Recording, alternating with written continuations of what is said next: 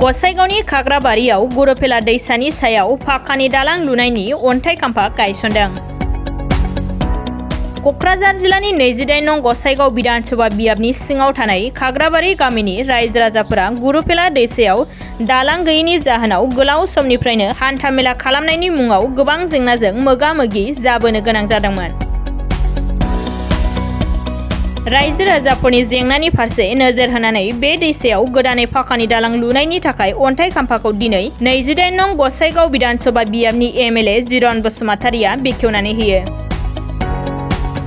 बे दैसायाव दालां जासिगोनखौ मिथिनानै खाग्राबारि गामिनि रायजो राजाफोरा रंजाखांनाय फोरमायदों। बे अन्थाइ खाम्फा गायसननाय हाबाफारिनि गेजेरजों रायजो राजाफोरनि गोलाव समनि जेंनाया सुस्रांजासिगोन होनना फोरमायनायजों लोगोसे रायजो राजाफोरनि मिजिंखौ सुफुंना होनो मोननानै जोबोद गोजोननाय मोनदों होनना फोरमायो जिरन बसुमतारिया। लोगोसे बे दालांखौ रायजो राजाफोरनो थाबैनो मोजाङै मावफुंनानै होनो नाजागोन होनना फोरमायबावो कन्ट्रेक्टर बिरखां बर' बिथाङा।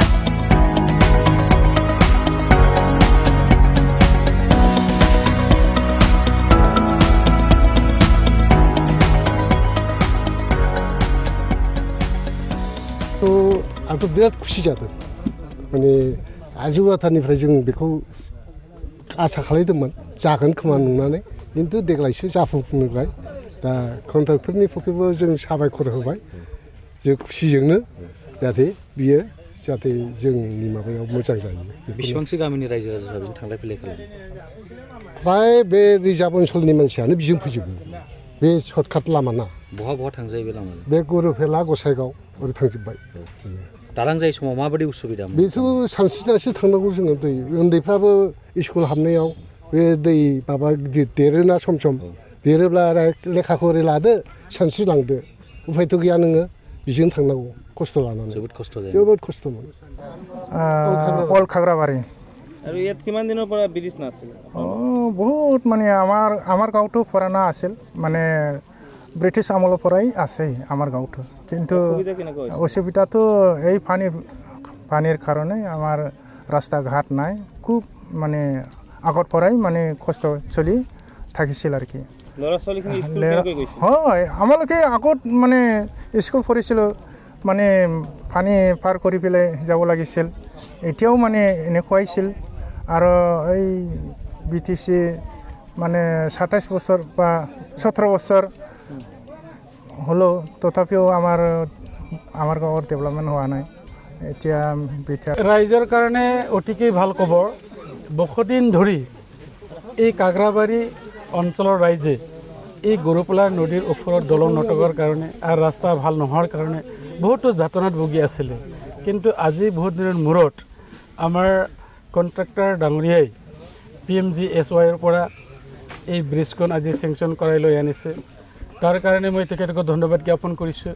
লগতে ইয়াৰ যে এতিয়া ৰাইজে উৎফুল্লিত হৈছে তাৰ কাৰণে হৈছে যে এক বছৰৰ পিছতেই এই অঞ্চলৰ ৰাইজে আৰামছে এটা ব্ৰিজৰ ওপৰেদি অহা যোৱা কৰিব পাৰিব। এইফালেদি ডাইৰেক্ট নেশ্যনেল হাইৱে পাই যাব, এইফালেদি গৰুপেলা বজাৰ পাই যাব। গতিকে বহু দিনৰ যিটো আমাৰ আশা আকাংক্ষা আছিলে এইটো আজি পূৰণ হ'ল।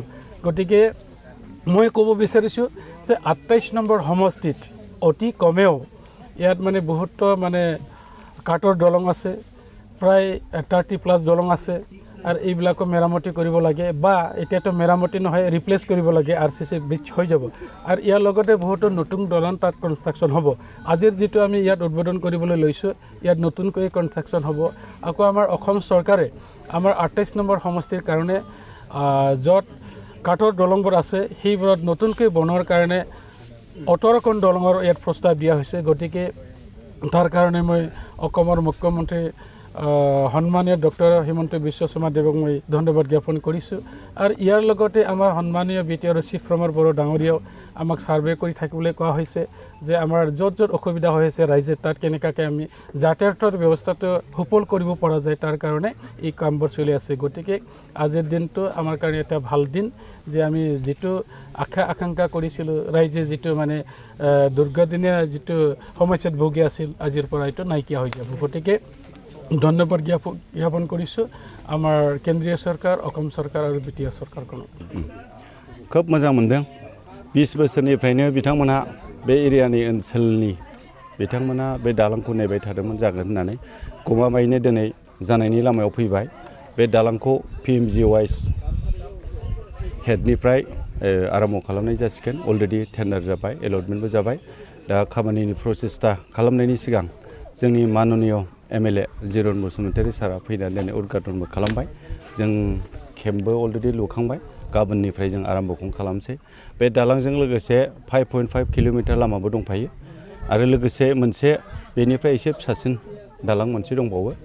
बेयो 29 मिटार जागोन आरो नैबे गरुफिल्ला दैयाव जायनाखि दालां जागोन बियो 74 मिटार। बेजों लोगोसे 12टा कालभार दं आरो लामाया 5.5 किल'मिटारा टटेलि निउ जागोन।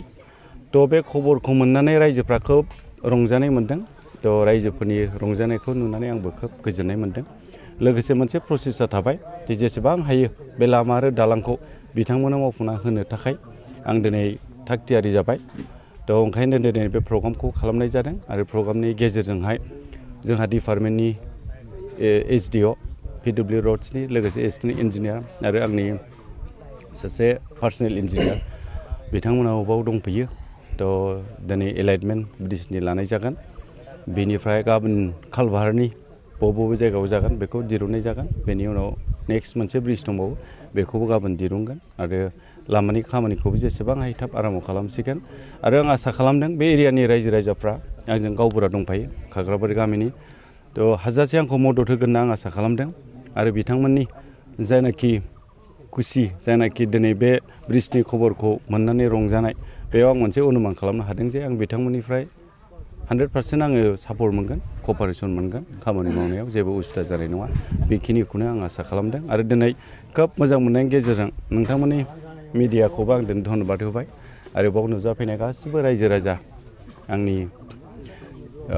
इन्जिनियार स्टाफ बा डिपार्टमेन्टनि इन्जिनियार बयखौबो आङो आंनि गोसो गोरबोनिफ्राय दिनै गोजोननाय जासिबाय आरो बे ब्रिजआ जाहाथे मोजाङै जाफुंथों बेखौ आं अबंलावरिनावबो दिनैहाय आर'ज गाबबाय जाहाथे इयुनावहाय जोंनि दालाङा नांगौ बायदि मोजां रोखोम जाफुङो एबा लामाफ्रा जाफुङो बेखौनो आङो बुंनानै आंनि जानाखि बिबुंथिखौ दोनबाय।